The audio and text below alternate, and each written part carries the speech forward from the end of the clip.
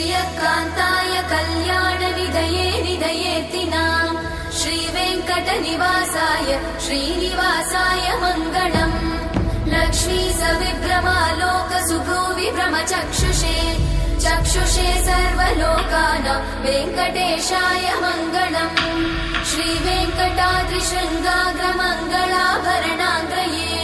मङ्गलानां निवासाय श्रीनिवासाय मङ्गलम् सर्वावयव सौन्दर्य सम्पदा सर्वचेतसां सदा सम्मोहनायास्तु वेङ्कटेशाय मङ्गलम् नित्याय निरवध्याय सत्यानन्दचिदात्मने सर्वान्तरात्मने श्रीमद् वेङ्कटेशाय मङ्गलम् स्वतः सर्वविदे सर्वशक्तये सर्वशेषिने